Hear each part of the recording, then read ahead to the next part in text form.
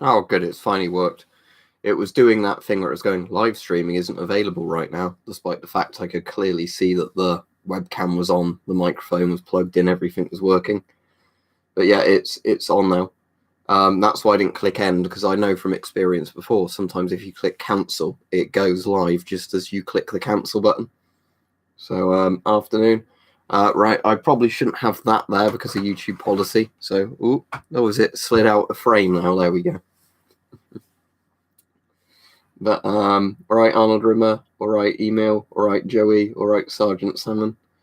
All right, Joe. You've made 2 comments, haven't you? So, there we go. Right, so yeah, there we are. So yeah, it's Sunday today, isn't it? It's getting to the stage now where I am really struggling to know what day it is. I'm constantly, checking. My watch says it's Sunday. So. But yeah, that's just because, if you're like me and you're furloughed from work, you literally can't do anything because of government lockdown procedures. Every day becomes the same thing, because every day is just literally, getting up, chatting with people on the computer, cleaning some stuff up around the house, making the house look tidy. I know not this stuff, but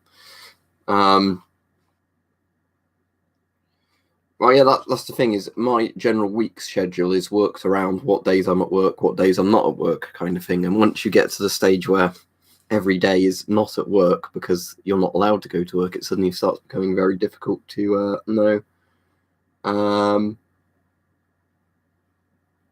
I think at the moment, Arnold, that's happening day by day, isn't it? Because lots of animals aren't having all the pollutants put into the air near them and everything else.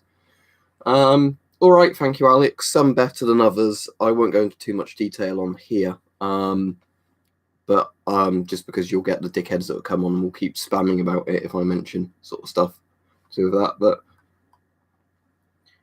But Mark 221. I don't recognise the name of it.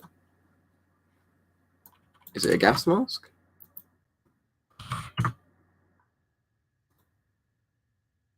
Oh, it's one that looks a bit like a Soviet one coming up. Wait, I guess it's either Polish or Czech, judging by the intake exhale valve on it. It looks like the old Polish GP4, not the new one. I guess it's not very common. Yeah, it's somewhat rare, I'd imagine, gas mask collector.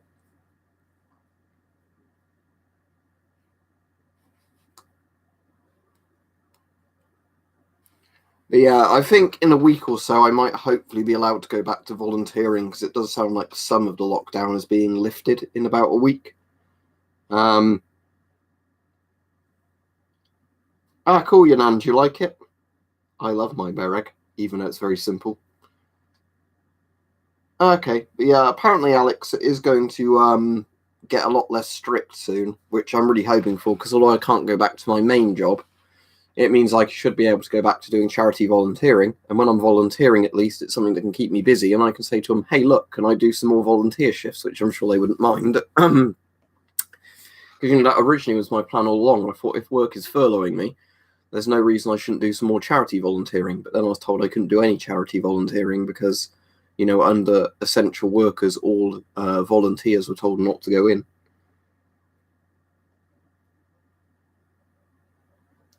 Pete says he's at work, thought he had the day off, but they're posting new rotas every week. Fuck me.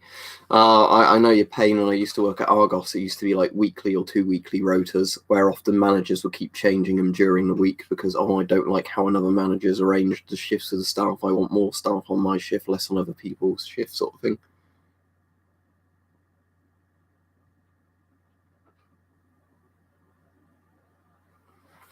Right, Jimmy can have a timeout until he decides to start talking sense to people rather than just putting random words in the chat.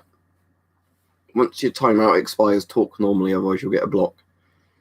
I volunteer of the Blue Cross, Alex, so that's an animal charity. It's like an animal shelter, so it's cleaning out animals, socializing them, that sort of stuff, like abandoned pets, basically. But the problem is at the moment, obviously, is that they've said, due to all the lockdown stuff, only essential workers can go in. So, like, volunteering staff can't, only, like, the people paid to be employed there. I've done basically nothing, Kieran. I have got up, had some cups of coffee, looked at some stuff on YouTube, made another cup of coffee, come on the live stream. So there we go. That's been my day. Once the stream ends, I'm going to get a video filmed for tomorrow. Yeah, Alex. The thing is, if you volunteer at animal shelter, sometimes it can be really depressing because obviously you are going to see a lot of abused animals there, which is why they're in there. Some that obviously won't make it and all that sort of stuff. So it isn't one of those like really, really feel good jobs, but I get a lot out of it just because you're doing good stuff with your time, And again, like you said, a lot of animals are nicer than people, aren't they? I'm yet to have like a dog try and beat me up or whatever. Oh, hello, Laser. You all right? Thank you for the 10 Australian dollars. I really appreciate it. He said, hopping in to say hello. I haven't been able to catch many streams at all. My sleep schedule doesn't allow for it, and I've been busy. Well, thank you very much. I appreciate it. What times work well for you? Because I know, like, obviously, if you're in Australia, but then you might have a different sleep schedule. But my sleep schedule, even here, is awful at the moment. With just basically, I don't feel tired to really early in the morning, so I can't sleep well too early in the morning. But I can't, I can't get out of bed early. It's if there's something I really need to be up for, I can get up at like 6 or 7 a.m. Most days, though, I sleep in too much because there's nothing to get out of bed for. And at least when I'm sleeping in, I'm not thinking, I could do with a drink right now, something probably addictive like that. So I just sleep in as much as possible at the moment, then try and get loads and loads of YouTube stuff done. No, I don't. That used to be, but I moved rooms just because there's too much noise in this room. Let's say it that way. Some of you who've been here for a while might know what that is, but I won't say too much on here. Oh, so it's just your sleep schedule isn't consistent then, Laser. So yeah, but yeah, it's a bit like mine. It's just I think because I've not got work where I need to be up at certain times, it's just my body ends up doing the really lazy thing of just laying a bit longer, Wow, Arthur, I'm not meant to show it you on the stream, but do you see that there? I'm not going to touch it. Personally, it's costing you more to get a deactivated Lee Enfield than it is costing you at the moment in the UK to get a live Schmitz-Rubin rifle. Oh, that's just a curtain, Yornan. There's nothing stopping me filming in front of that. It's just how I've got the softbox lighting arranged in that same room. The lighting looks better if I stand in front of a door there. And although sometimes I end up filming at the end of a corridor because I have to work around where my dad's going to be in the house. So if my dad's at one part of the house, so we don't annoy each other, like he wants the radio on or he's talking on the phone or whatever, I film at the other end of the house. Because, at the moment it's pretty weird with everybody being stuck in the house. Gas Mask Collector said, I have an RSC I bought for 30 euros from Poland. Are they rare? I don't know. It says this is another gas mask, RSC gas mask. I'm not that good, in all honesty, on rare. Oh, that looks really cool. The page isn't loading very well, but yeah, it looks really cool. Again, I'm not, like I said, I'm not really enough of a collector of gas masks to tell you about lots of rare masks from certain countries. I just kind of like evaluating mainstream masks to tell you if they're still any good or not. Oh, I haven't Class 2 instructor. Oh, I wonder if that would be legal in the UK, but in theory, I mean, because I've got like 177BB air pistols, which are totally legal, so I don't see why something like that wouldn't be legal in the UK as long as it's not very high in muzzle velocity. I would say yes, email, because the PMG has quite a small little face, bit you put around your face. Well, we don't have a Second Amendment here, Aussie, so I don't know why I'd be mad at them for an American law, because the Second Amendment's a very American thing. The right to bear arms shall not be infringed. Full 30 FPS, I think, should be all right. Because as long as you're not taking it airsofting, where that would be above a sights limit, I don't see why that would be any sort of issue whatsoever for target shooting.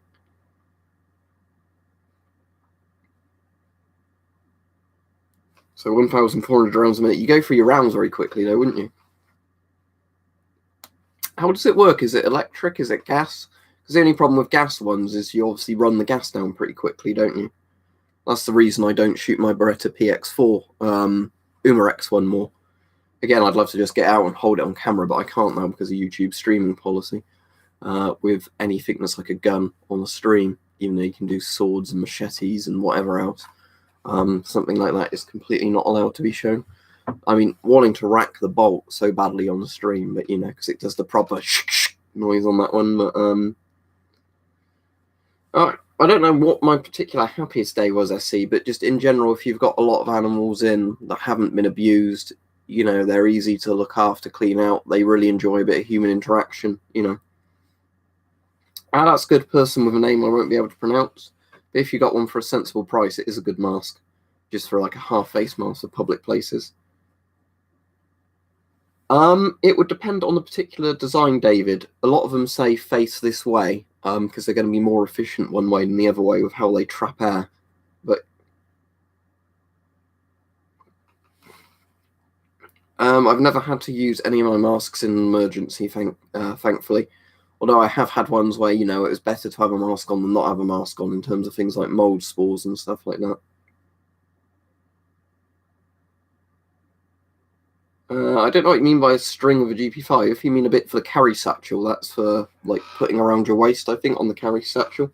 Like, one bit hangs off the straps, the other bit you do around you to make it tighter. No, at the moment, Oscar, just a budgie. Cool, Floof. I'm going to do a setup video for an MD3 at some point, so that might be useful for you. I won't film that one today, because I'm filming the one today for tomorrow on the... and thanks again, Laser, I'll read your comment in a second. I'm going to do the S6 Spectacle kit today to get put on tomorrow. But, yeah, then the next day will probably be using another MD3 I've had arrive that I haven't even looked at yet. When I bought the one for Hype, I bought two, just in case. Because, where they're £35, they're a fucking steal.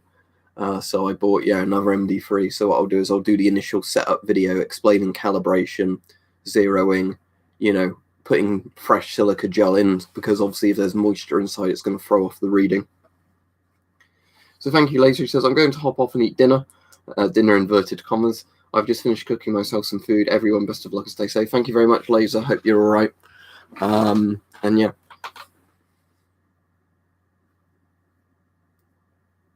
Wow, I wouldn't even know how to answer that myself, Kieran. Probably 150 odd. I've given some away to people who needed them recently. I've got a few more, but probably 150 odd. It's the 1889 spaghetti bolognese. If I look at the serial number on it, I was able to look on an online database that gave you the year of the guns and the serial number. And its serial number is 112712. And if you put that on the database, I think it's a model from 1892, which makes it pretty damn old, doesn't it? And yeah, for those of you that didn't hear, we figured out why the Schmitz-Reuben falls probably under the obsolete or antique thing in the UK, even though 7.5 Swiss isn't exactly an obsolete caliber. And the reason is because the older Schmidt-Reubens like that one were designed for black powder loads, so the barrels aren't designed to take the pressure of modern loads. So in theory, we think that's why it falls under the sort of, antique obsolete thing, not modern firearm laws in the UK. Because in theory, I'm sure somebody could get the modern rounds for it, take a bit of the powder out, and then they'd be the correct pressure to shoot through it. But it is nice for 450 quid, whatever that was, being able to get a gun from 1892 that's in fully working condition. I might today, later on, if I want something to do, give it a really, really nice oil and, clean out and that, and get it as good looking as I can, like I did with the Martini Henry. Well, I said, Oscar, I gave some away to people I know for free just because they needed masks for, their jobs and that, and avoiding getting corona. So I was happy to give it to them. I prefer the FM12 Arsol. Ron says he needs to, I guess that was I need to get myself an M1 Garand, maybe a tanker version just to save money. I mean, Garands are really cool because they're like one of the really retro battle rifles, aren't they? Because there wasn't many semi-automatic full power rifles in World War II, and the Garands are very iconic. But yeah, it's just, as I said, it's weird of our UK laws, like something like that Schmitz-Reuben behind me. is, you know, you can own a fully functional one, and it's not a gun according to the law. Yeah, if I got one of the later model Rubin rifles, it would be. Probably just because of the barrel pressure thing. It's very odd, isn't it?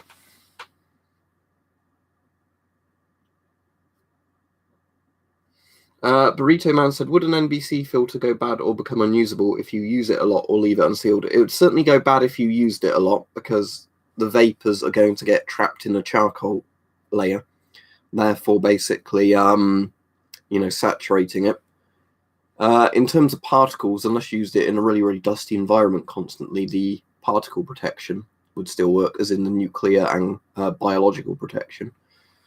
If it was sealed, it would last quite a while, but it's impossible to really know how well they'd last.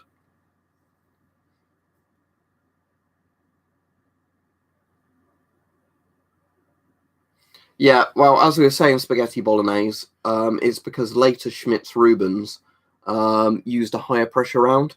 The modern Swiss 7.5 rounds that you can buy are apparently, you know, if you fired it through the 1889 Schmitz Rubin, like I've got, it can blow the barrel up.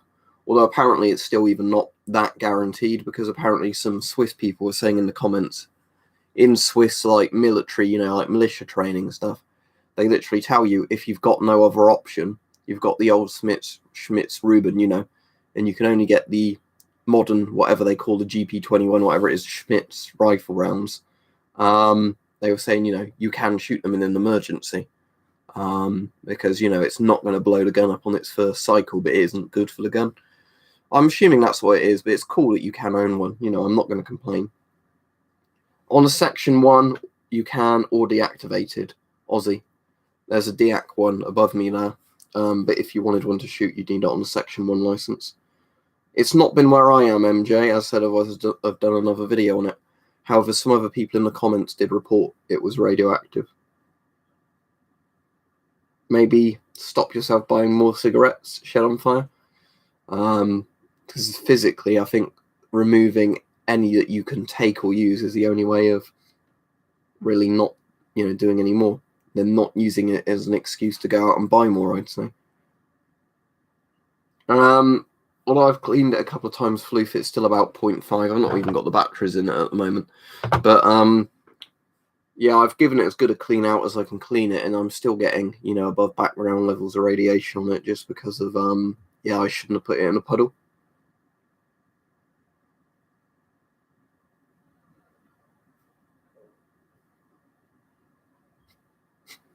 Ron says the French impression is top class. No, it's too early, Paul. It's what, 3 o'clock? 3 o'clock? 3:20. I've got coffee, look. Later on I'll have a beer. But...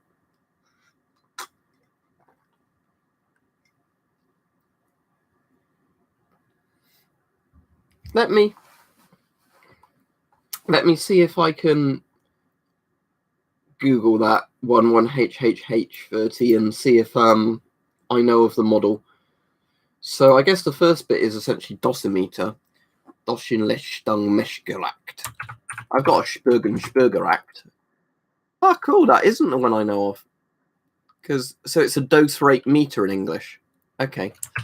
So, because what it reminds me of is there's the Spurgeract, whatever it's called. But there's also this one, which is closer to that name, which is the...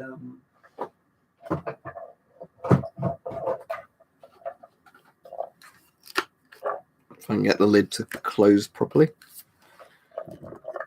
This one.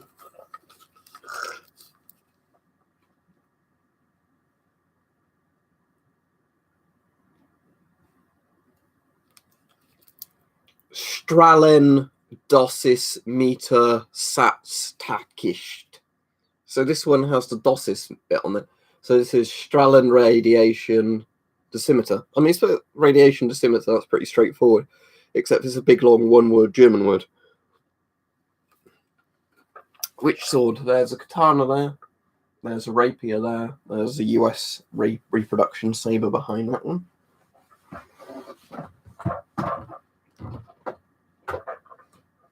But those are those, and then, of course, there's this one that isn't a very good meter, but does have a cool name. Strahlenbergeract. Oh, of course, and it has to have a longer name than that, so it's TYP, so type TTL 6109A for the Bundeswehr. So yeah, you know, the Germans could not have sensible names on things, could they?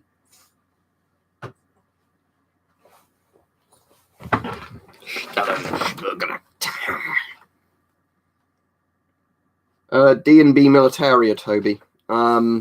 There's probably other places you can buy them from, but I've bought my DIAC guns from them and they're sensible prices. Oh, happy birthday, Henry. I'll say happy birthday to Altrix later on Discord then, if it's his birthday.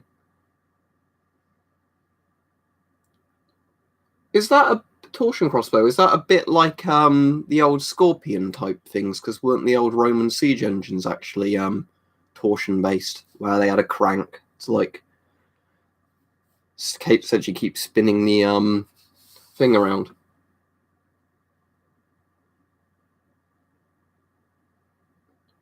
Oh, I've seen that about long German names. You know, it's kind of a joke. I think there is a joke in Top Secret about that. If people don't know Top Secret, it's one of the films like the Zuckers did, as well as Airplane and The Naked Gun. But there's a joke in there where there's like a German sign that just keeps going and going and going. That's for something like really, really simple. But there was a German getting angry at somebody in the comments on a video the other day.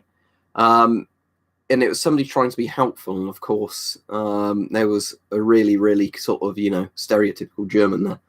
And what it was it was a video on Flak. And somebody in English said, you know, for anybody wondering why it's Flak, it's because it stands for the German, you know, and he said the right word, but of course he put spaces in it. Oh, and then there was a very angry German, because how dare you put spaces and not, you know, have it as a single long word. And then, yeah, this German person was getting very angry because, you know, what is the word flak, actually? I know it's essentially like a 4-word thing, isn't it? Flak. I want to actually read the German word out. Okay, so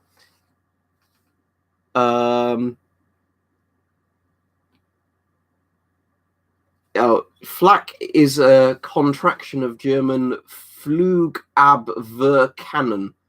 I assume that's Flug as in planes, something cannon, anti-plane cannon maybe, but you know, Flak is obviously a much easier thing to, you know, say. But yeah, Flugabwehrkannon. But the person who put spaces in between, like, you know, Flug and all the other bits, and that made a German very angry. What did our soul say? Oh, I can see what their username is actually saying that. Their one isn't all that, you know, our soul isn't as good as Willie Stroker, is it? Or Penny Traitor. Yeah, most modern flak jackets, though, I'm in a Kevlar, just because Kevlar's light enough. Oh, Air Army Cannon, says Mike. I suppose, yeah, the air bit would be the Flug, wouldn't it? As in Flugzeug. Plane, yeah.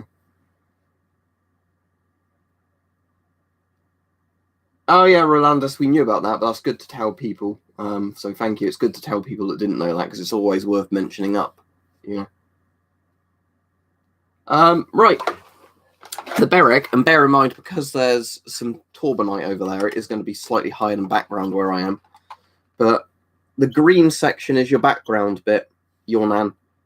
So when you let it stabilize, if it goes into the yellow or the red, it's higher than background radiation. So green, the very top end of the green would be pretty high background levels, but still background in some areas.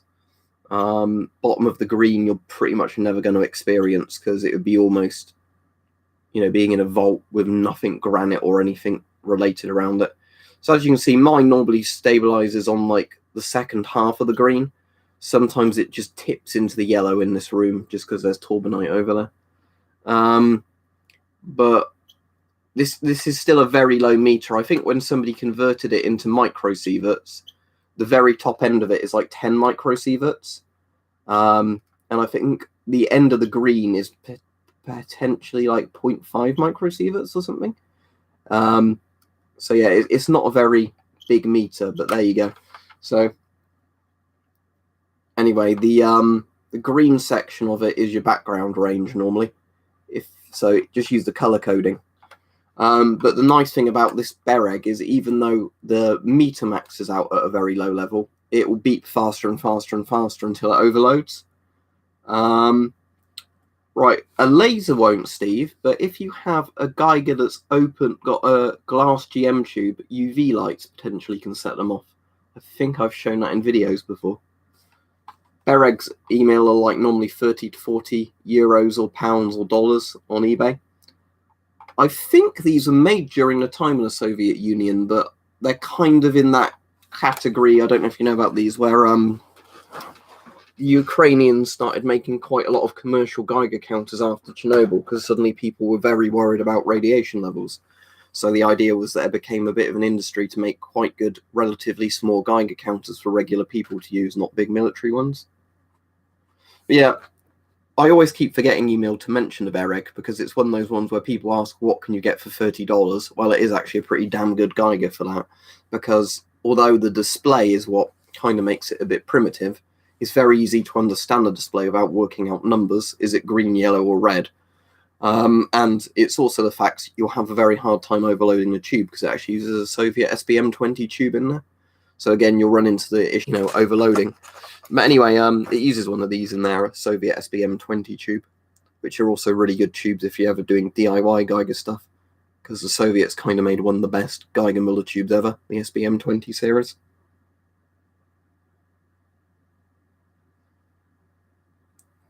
Well, I've not experienced it, Steve, but it could potentially. I guess it depends on the frequency of the laser, though, doesn't it? Because if it's in certain ultraviolet ranges, it might do it. I don't know. The Fushida gas masks are really good. Yeah, so it's got to the stage now as at Alt-1 Ego where you can actually wear a mask and people don't look weirdly at you because they know you're protecting yourself and others. Well, that's good, isn't it? But I think it's out, Oscar, but as I said, it's still going to throw a load of shit into the air for a while. But yeah, like I said, when it's rained here again recently, there's not been any higher levels, but other people in the UK and bits of Europe in the chats before have been posting their levels, and some of them were very elevated, so.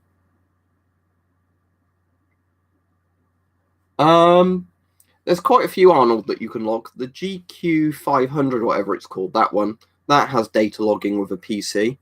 I mean, even those really, really cheap Geigers, I could actually probably set one up and test it now. But these ones, I don't know if I'd need to install any software for it. But where you get these particular ones, that, just have a little GM tube that sits on a little sort of bed there. With these, you can plug in a 3.5mm jack to another 3.5mm. I don't know if it goes. I assume it would go in the microphone one, wouldn't it? Because it's essentially giving data to the PC. Let's have a look. If you're wondering why it's making that weird short circuit noise, it's because I was touching a little bit of the metal. Right, I assume it's still working. Yeah. Cheers. As Massimo says, so yeah, like even those cheap ones, like I was saying, you connect it via the 3.5, the audio output, and then you can use Geiger log to log the data. So thank you, Massimo. But yeah, that's basically the question that I was asking. Speaking now of Geigers, what's a really interesting thing, and I trust this more than the EU map, weirdly, is the radiation logging map that the GQ Geigers report on, or GMC Geigers. So it's radiation map GMC, is it?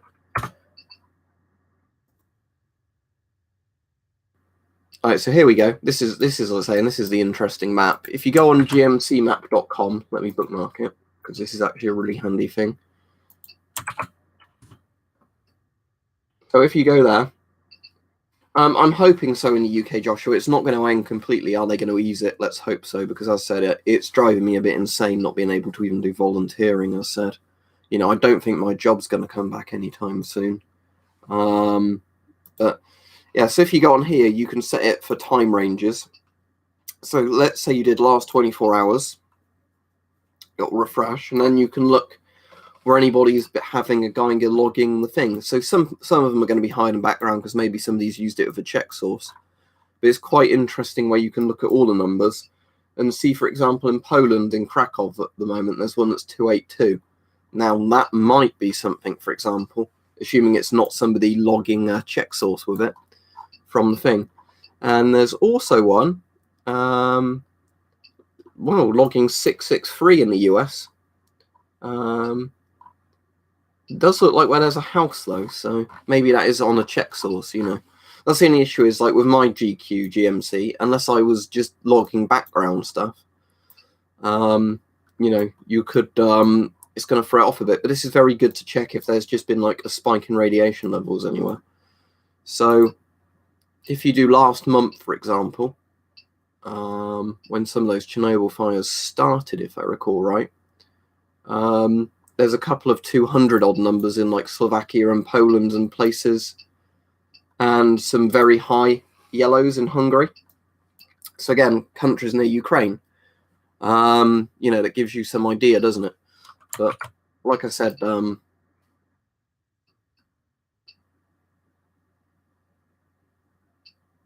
yeah, like I said, that's not in microsieverts, by the way, on those numbers. It's counts per minute according to the GMC. So basically every time it ticks in a minute, that's what that number is.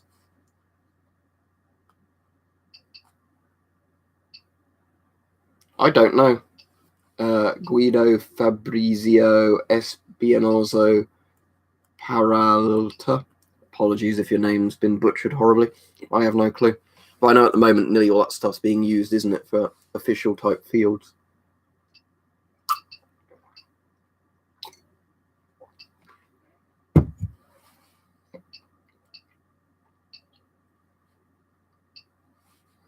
Well, there's also the issue I was listening to, which is quite a good one with some industries. Obviously, where the workers are being furloughed by the government, at the moment, of course, if you're a company where, they're paying you 80%, but the, sorry, I just blow my nose there a bit because that's going to otherwise dribble on camera. Lovely. If it's, an 80% thing, if the company only has to pay you 80% as an employee, but they're closed, that's all right. But the problem is if they open, then they have a lot more operating costs, and then they have to pay you 100% of your wages. That would make a lot of them go under. Oh, I certainly did 7SE. It was lovely. But yeah, we've gone from having a takeaway maybe once a month to every 2 months to now like every week at the moment, just because, it's something to look forward to each week. Oh, we can do a spooky stream at some point, I guess, Oscar class submarine. Because I know a lot of people do like them. We just have to think of a lot of interesting things to talk on them. But I have to do that definitely in the evening to set the right ambience for it.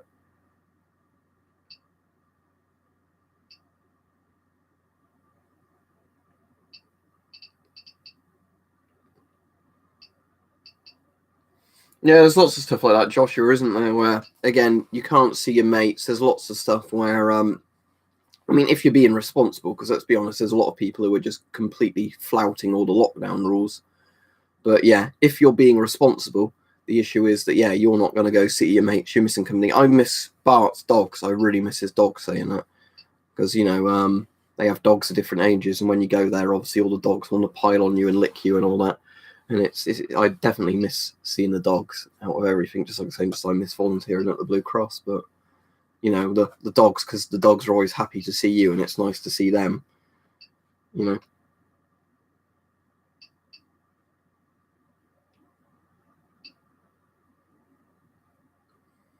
Yeah, interesting thing, Massimo, is with the British rate meters, because it has the voltage control, you can put the voltage up enough on some Geiger Müller tubes that it starts causing an arc on its own as of itself. But yeah, that's why, for example, yeah, it's ticking when it's making a tiny little arc in the tube. I know Massimo knows this, obviously, but yeah, with background, it just ticks a little bit. that when exposed to radiation, it's starting to make little arcs, and then you can get Geiger tubes overload if they're exposed to too much radiation, especially if it's like beta electrons. I found, like, if you get a really strong beta emitter, like a big bit of strontium-90, well, relatively big, it's a very small bit, but you know what I mean. If you put a bit of SR90 directly on a Geiger tube, the electrons can just completely overload the tube. Yeah, I definitely get that, Alex. You think, why should I bother following it when a lot of other people aren't? But then I suppose you can say, well, I directly know I might have saved somebody's life, so it's worth it. Oh, cool. What sort of RC things do you race on next step? I know it'd be remote control, but planes, cars, boats. Yeah, this is the thing, 11HHH30, that if I learnt a lot of this stuff in physics in school, I'd have been a lot more into physics. But physics at school was mostly, let's look at the periodic table, try and memorize this on the periodic table. It was really boring. And the thing is, I don't even find a periodic table now as an adult very boring, but just how they applied it in school.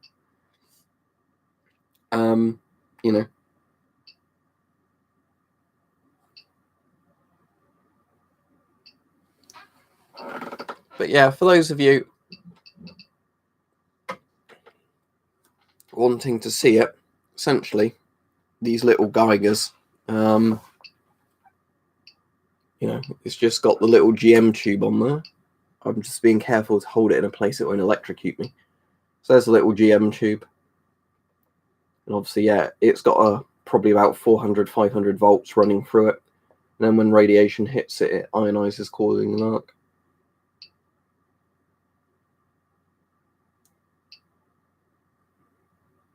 Yeah, Hype, hello, that's a point as well, isn't it? I tell you what, as you're on the stream at the moment, Hype, we'll pop the batteries back in your rate meter, not rate meter, MD3, and we'll see if it's still behaving.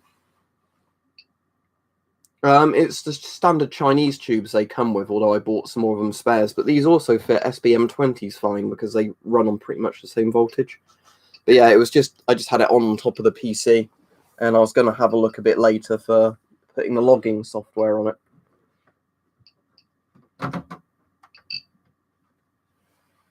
Right, is that back nice and yep. There we go. But anyway, yes, let's put some batteries back in your MD3 in a minute, Hype, and we will see. I'll finish my coffee first, and we'll see if it still reports accurately. Well, they're worth keeping on here, aren't they, Oscar? Because again, some people enjoy watching them. I wouldn't purposefully go around deleting old videos.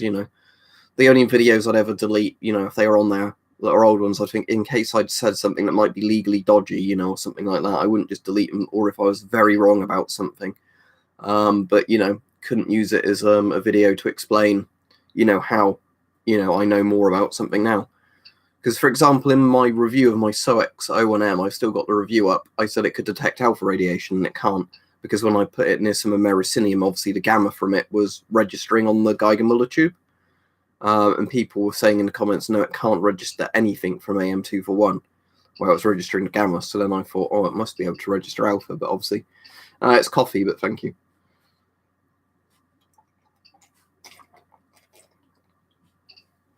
Right. Let's pop some batteries in. I've got the original bulb wired back up and working as well. Halloween free. Our tiny cabin project, Season of the Witch, the one everybody hated at the time because Michael Myers wasn't in it, but it's actually a good film.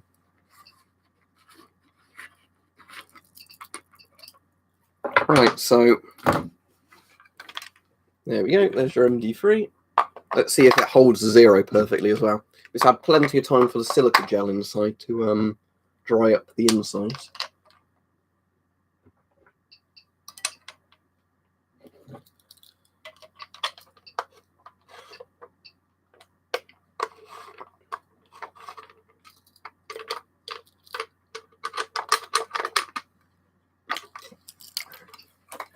Just get that spring under tension with one hand so I can, yeah, there we go. These aren't as bad to screw in and screw off as the Polish meters, where they have that really, really high tension spring that basically just keeps wanting to push it off of the screw threads. Although you might find with yours, like I've done with a lot of mine, obviously I won't do it for you at the moment, Hype, but you might find once you get it, you want to replace or just throw away a lot of the O-rings that come with this, because a lot of the O-rings kind of start making the screws really hard to work. Right, let's flick it on. Right, that's on with the lamp, and as you can hopefully see, the lamp is on inside. That's rigged back up and working. So the needle should settle in a moment, and yeah. I mean, looking at it on my knee, it's perfect. Holding it up, the needle will drift a little bit more. But have a look at how well that's holding the 0 at the moment.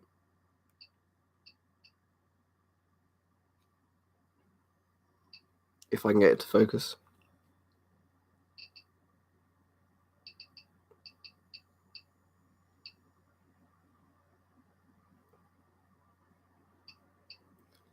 Yeah, so that's the really nice thing with this one. You've actually been quite lucky with the one I ended up ordering for you. Ended up keeping a really, really nice 0.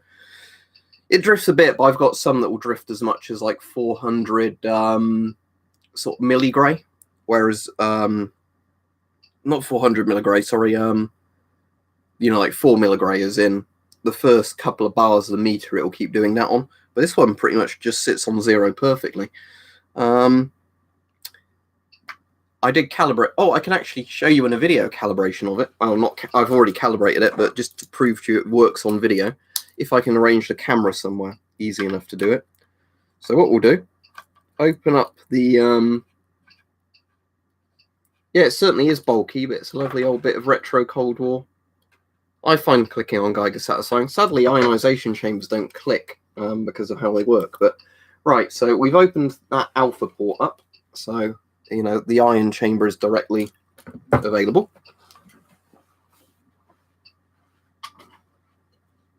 Again, I'm going to touch something with my hands. People go, oh no, don't touch it with your hands, but it's pretty safe because it's in a coin, a Mercinium 241. Just a little bits of AM241 I've got. The best thing to do, if I have some handy, is actually blue tack a bit of AM241 to the thing. So, right, which is a good chunk of AM241 in here. I'm just looking for one of the ones I've got that's quite... There we go. So,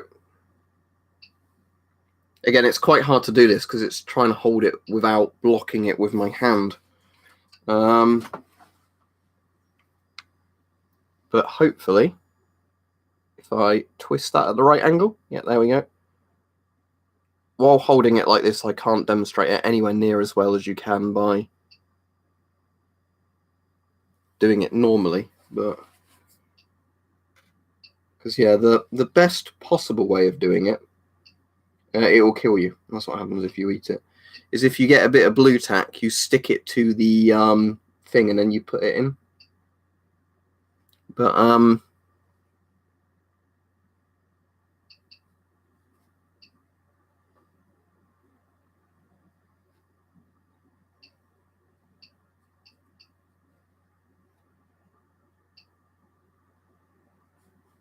that's good, Kieran, if you're learning to speak another language. It's a great thing to do.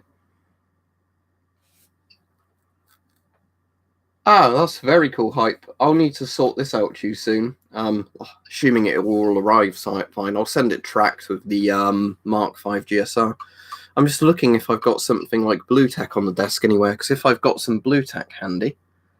Oh, I think that might be blue tack there on the floor. It is, right. Here we go. So let me just warm this up in my hand. And then what I can do is we can demonstrate the thing working perfectly with the AM241. So yeah.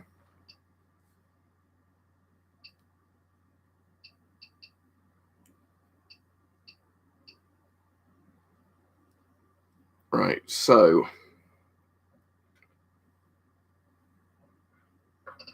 what I'm just going to do is put this on here, so there's a bit of blue tack, like that. This isn't strontium 90. It's Mercinium. It's a different thing entirely. Right, there you go. So that's on there. And then what happens now is you pop that bit there, where the screw is. And as it screws in and gets closer to the ion chamber,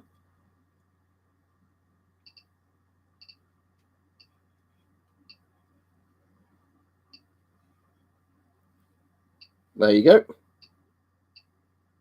Still got a bit of a way it could go in, but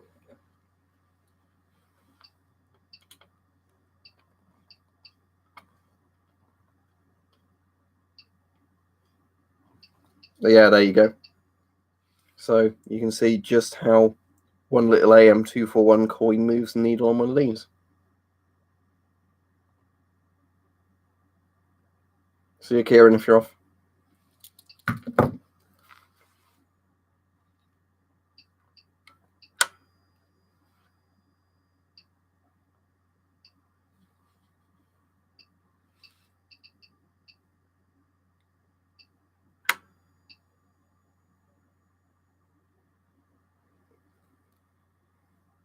Yeah, I love MD3s because they're actually an ion chamber where you can move the needle without having anything dangerous.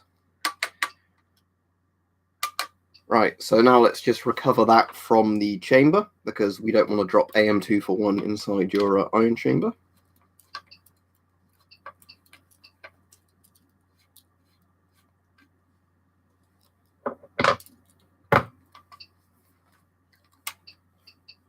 No, it's actually just type in the bit which is for calibration via the alpha window. There's the decantescent one, and what I need to do now is the blue tack with the AM241 is, there we go, done that. But yeah, the decantescent cartridge would normally go on that one, which is above the ionization chamber. That one goes directly into the ionization chamber. So the reason they actually had this port on it was so if they wanted to test them in the field, supposedly, I guess they never come with these, they'd have had like an AM241 thing that was actually like a pen, or it would be like a replacement screw cap, where I guess this entire bit there would be AM241. So what they'd do is they'd screw one in, and then you could test it on like a medium or high range because it was putting so much alpha radiation into the chamber.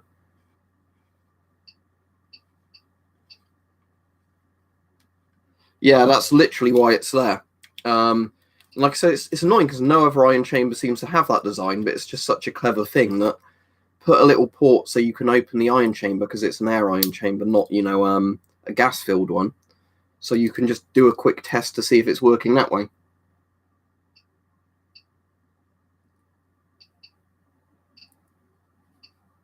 What is, sorry, Sonic Step? These were used for working out if you're at, oh shit, I'm dead levels of radiation.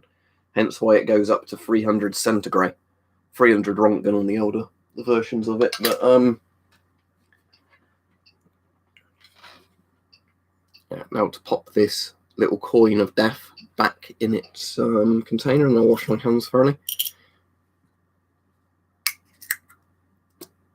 Ion chambers, they can be used in laboratory settings, but they're often used in like military settings or worse for in the Cold War, working out if you're at, oh shit, I'm dead levels of radiation. Cool, surviving apocalypse. But yeah, that's one of the really handy things of those is that they've got the little alpha port at the front, so you can put something that's relatively not all that scary in and see you move. What you can also do with the MD3s, if you've got a spare one and wanted to do it with one of them, because I've done this with one of mine because there were so many on eBay, is take the beta sort of shield window off the top, and then you can put them directly down on top of a sample like that to record a sample that way. So, for example, if you get that, for example, radium back screen from a DP63, you put that down on that and turn it on, it will get to about 16 centigrade.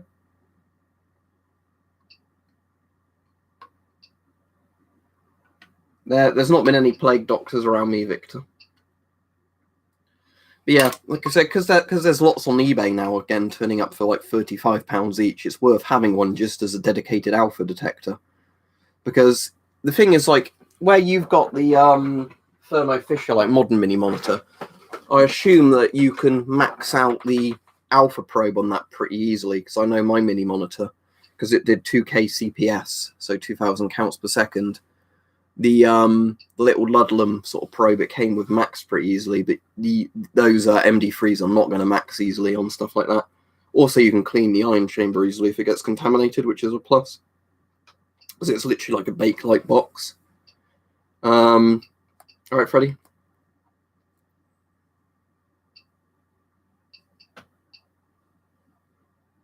I think I've still got the bits on my desk. Yeah, I have. So there you go. There's the like film beta shield thing.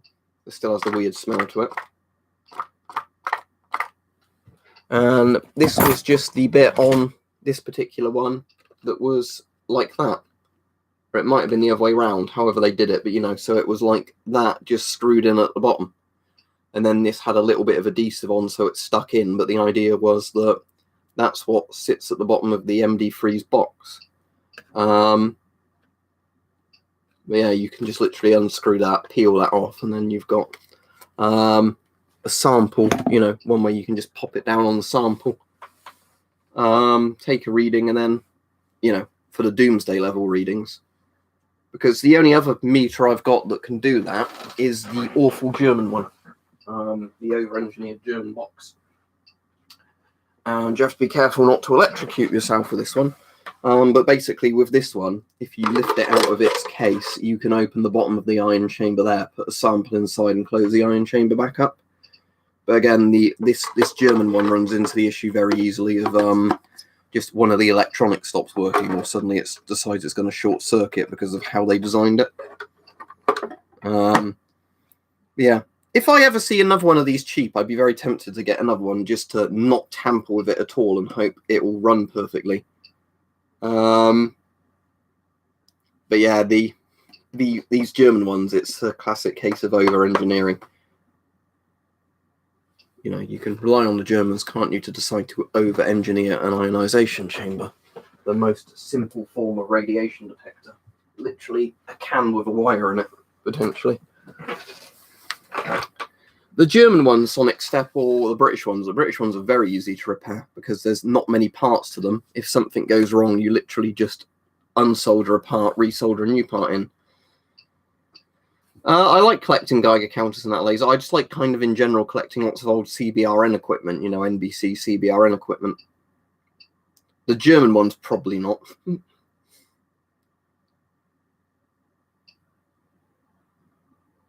Yeah, well, I said hype. What I do with mine is, like I said, because I've got quite a few, there's one I just completely keep sort of open like that. So whenever I want to use that one, I use it for alpha radiation. All the others I just use as they are for, you know, whatever else.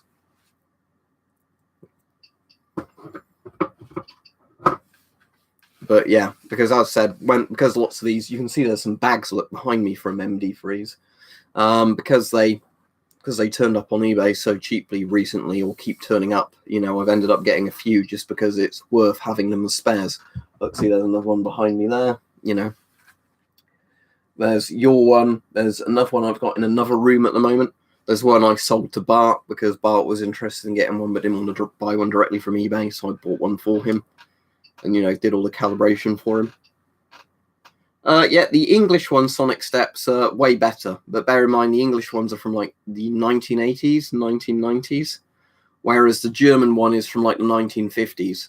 So, again, the German one is better than the Mark II Radiac in the sense that you can power it easily. But the British ones from, like, the 1990s or whatever, whenever they're from, the MD3s are pretty handy just because they're only recently surplussed and the electronics are very simple. Yeah, basically, in theory, with an ion chamber, alpha moves the needle the most, beta the sort of middle amount, gamma the least. However, I found with a lot of my ion chambers, certain beta emitters can't be detected by the ion chamber. I don't actually know why, but yeah, in theory, because alpha is the most ionizing for what it is, yeah, alpha will move the needle the most. The great thing of those ion chambers is they kind of show you the danger sort of difference of if you ingested something kind of compared to external dose.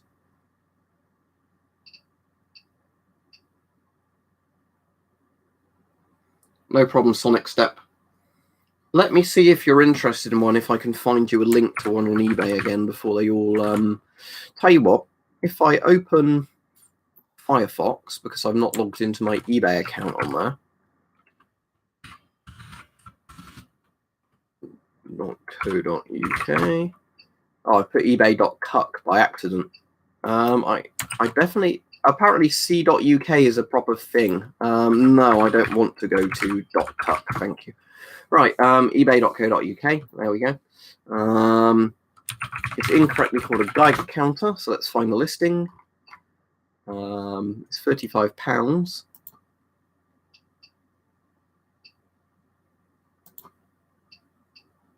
And they buy it now, so not all auctions. Let's find one for you.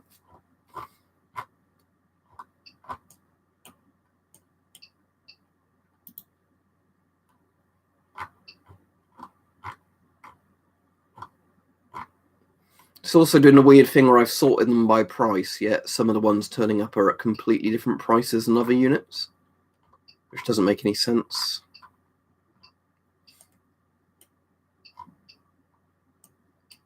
Right. Again, it's not as easy as it should be to find. Can I just set the price to £20 to £36? There we go. It should definitely turn up, because I think the seller had more than 10 available last time I looked, because they were just wholesaling lots of the MOD stock.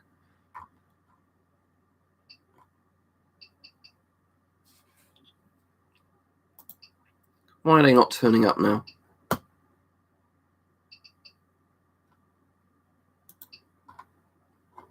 All right, let me try and look on my normal eBay thing. There's not much inside a CDV 750, Jesse, so it's not that hard. Let me just open eBay again, and I'll see if I can get that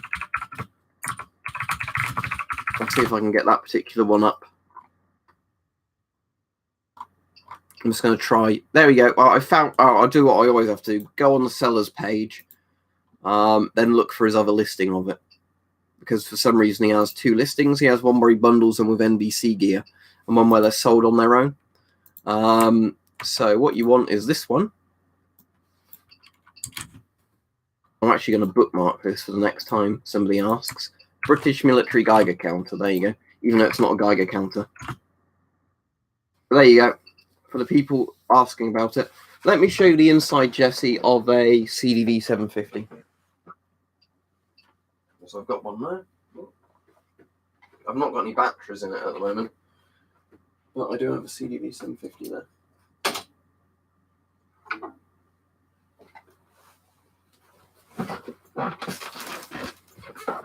So there we go. That's CDV 750.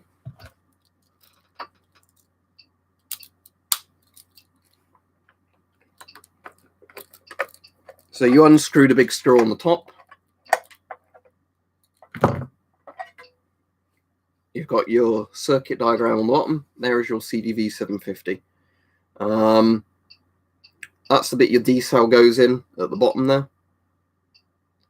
And that's pretty much it. You've got a big old-fashioned wire, wax-coated step-up unit there. There's not much to them, but again, you know, the spare bulb part, I've taken the spare bulb out.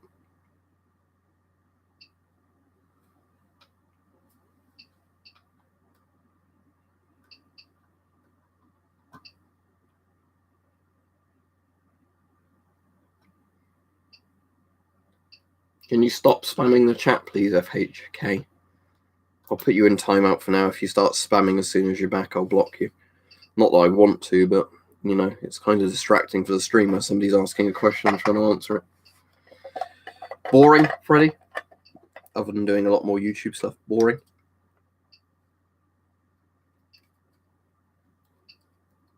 When you say bulletproof, Jesse, I assume you mean not actual bulletproof, as in hard to break.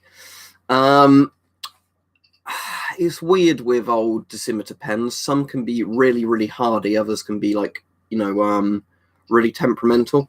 A lot of it depends on accidental discharge. If you're in the UK, though, you can charge your CDV pens on the British one, which is even more straightforward than the old CDV one, the old ROC type one.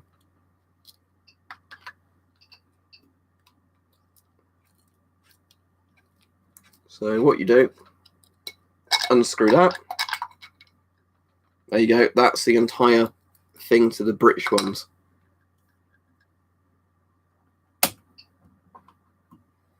So you've got your D cell in there, obviously, to power it. You've got a bit of electronics there. Looks like the step-ups in that little bit there. You've got a bulb and a spare bulb. That's pretty much it. If you want to see a circuit diagram, all the spare bulbs falling out.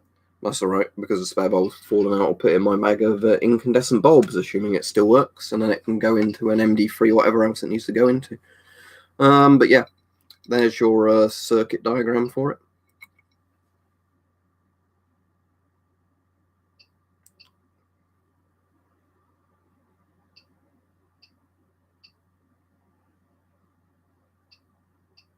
Yeah, getting hit with stuff with body armor on is pretty fun. I enjoy it. But you know, sadly, because of lockdown, not been able to film any videos like that in a while. Perfect Society says, any non-ionizing radiation measuring instruments? Yes, if you mean ones I've got. Just a second. Let me flick that lamp off because it looks like I'm being interrogated. Apparently, email, a few people have been saying that it's some weird policy lots of countries have asked eBay to do. So I've covered this one before in videos. This will actually give really low readings for the time being. This is an air pollution monitor. I think it's saying the batteries are low at the moment in there, which, oh, I've got 3 rechargeable batteries in here. Let's take these out, and I can recharge those later, because I've not used this in a while. But yeah, so that's that. Have I got 3 AA batteries handy? Probably doing this drawer.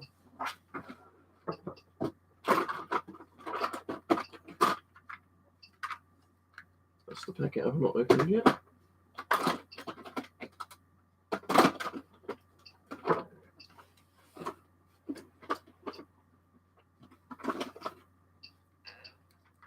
That's the packet I've not opened yet. I thought I had a packet of AA's that were still sealed. Not sealed. They're the ones that have gone back there. I've only got 2 in there. Never mind, I'll open this packet. No.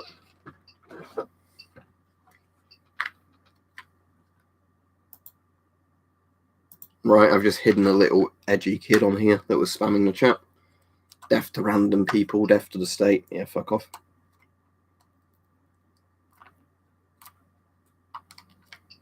So anyway, let's get the sticker off this one, because I think these should have a bit of pre-charge in the batteries.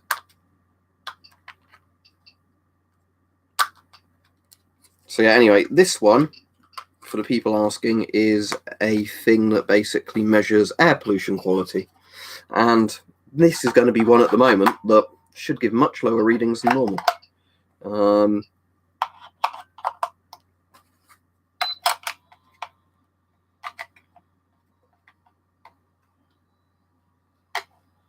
If I can get the cover back on flush. There we go. So yeah, that's on. So what that's going to do is it's going to check the level of particulates in the air, the PM2.5s, and also, is it formaldehyde and something else? This one does. But yeah, I'll leave that on running. And then the other one people often talk about. Oh, cool. Which one's the ANUDR14 hype? Let me look it up.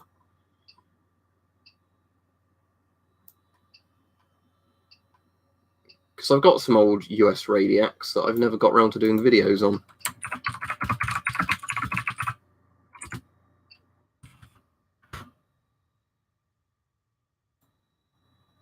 Ah, cool. That's very nice. Yeah.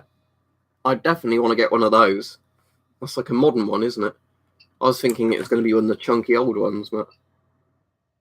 Oh. Alright, exquisite mobile auto detailing. Good morning to Florida, I guess that is where you are. Anyway, I was looking for a different detector then, wasn't I? Yeah, this is the one a lot of people get thinking it's a Geiger counter and isn't.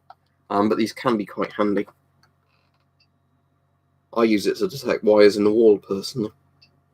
But, so for example, if I put my phone near it, sometimes you can get the phone to set it off. Not at the moment because it's not plugged in. The webcam should set it off if I put it close enough to the webcam because of electricity going through the screen. Potentially. There we go. Of course, it's trying to get it in a position where you can... There we go.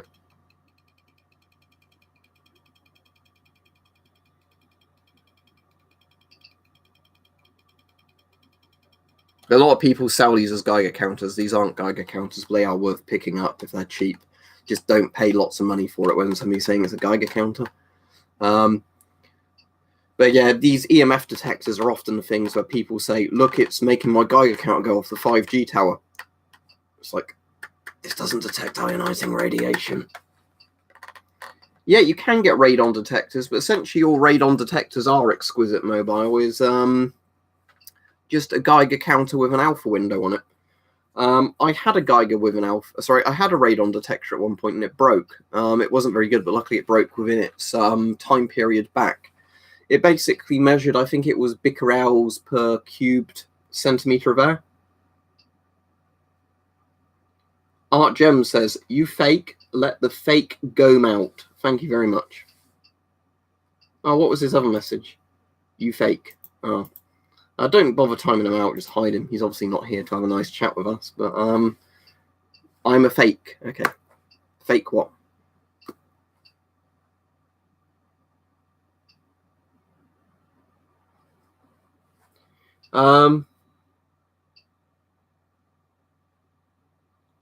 But yeah, radon detectors, the proper ones, measure I think it's basically alpha radiation per becquerels, or however it's pronounced, of air cubed or something.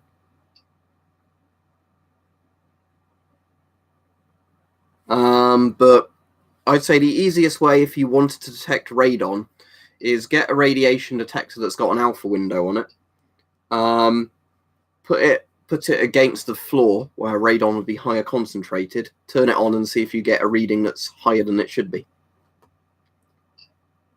It probably is Sonic Step. I mean, we get a lot of those. I don't know if it's Radioactive Poo Man or one of the other trolls, but yeah, they have issues in some of my area with radon. Generally, the more ventilated your house is, the less of an issue it'll be because radon won't build up. I think radon's... Oh, look, we've got some readings coming in now.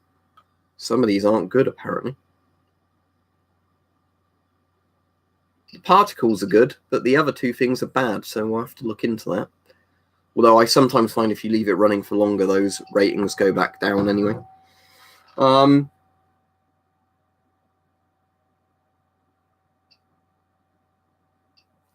On eBay war videos, if you literally type 60 to 40mm filter converter in, lots come up.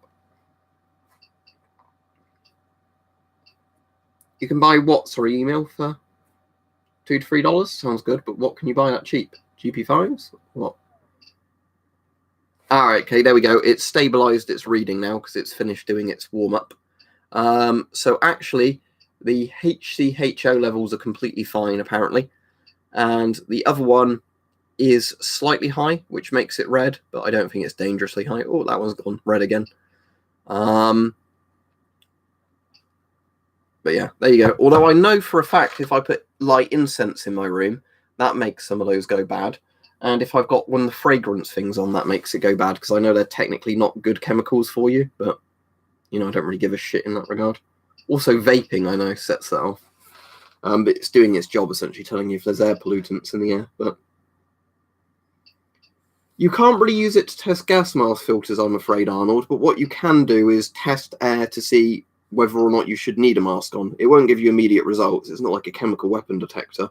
But PM 2.5 sensors, I mean, in theory, if you had air blowing through a filter towards it, it would tell you if it was taking the particles out of the air. I can't remember which way it pulls the air through, but Have you asked a question, Henry, or have I kept missing it? AHD Squad says, do you remember me? I'm pretty sure you've posted on the stream before, but if you've asked certain questions, I probably missed it. I vape, Alex, as in now and again I vape because I gave up smoking, but I don't do it all the time. I'm not one of those people who has a massive tank mod, you know, spewing out vape everywhere.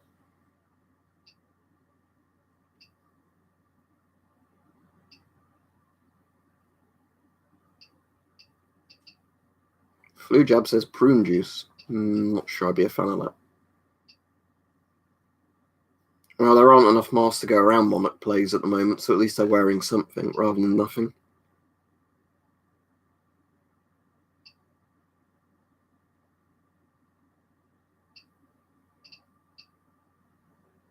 I've only got one or two, Ron. I've never really been into collecting webbing. One of the bits of webbing I've got is East German webbing, which isn't actually very good, so that might have been why I never really got into it. But no, I don't really collect a lot of webbing gear.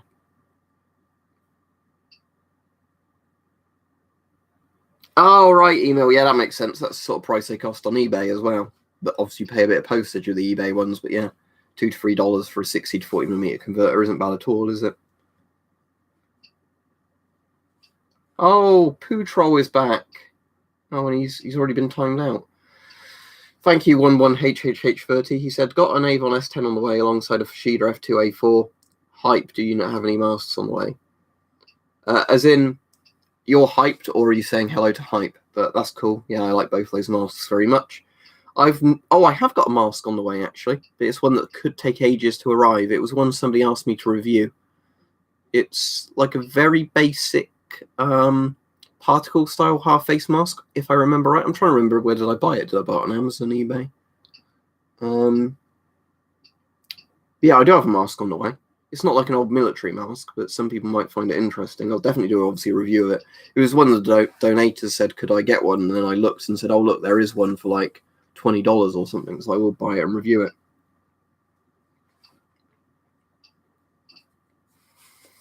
I suppose that's one way of doing it, Stuart, to stop you inhaling poison gas from the bit that isn't plugged.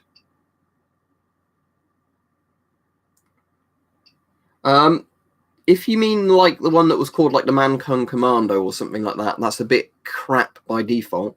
With a £40 prod on there, all right. It's just they're kind of a bit flimsy compared to some of the other rifle crossbows. So a lot of the parts don't seem all that well made.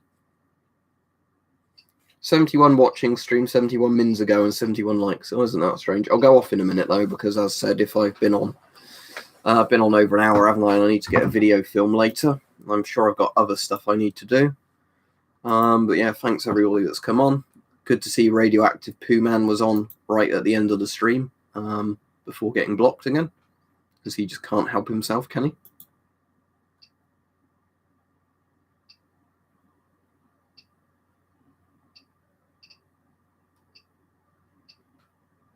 Not great, not terrible, exactly, Flu Jab.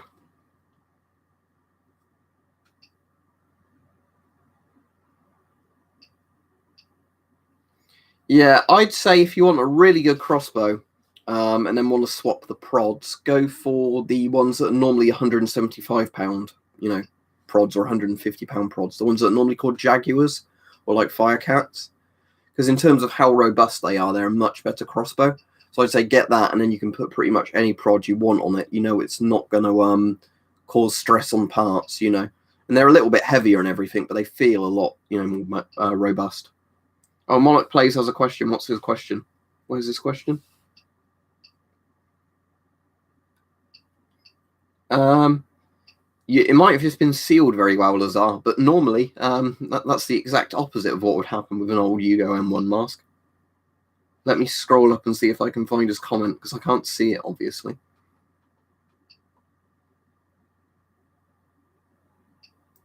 I see him say, I'm Spitfire Lovers Plays friend.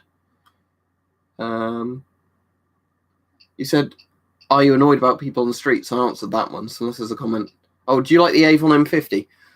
It's all right, but as I said, I don't particularly like the fact it uses its own filter.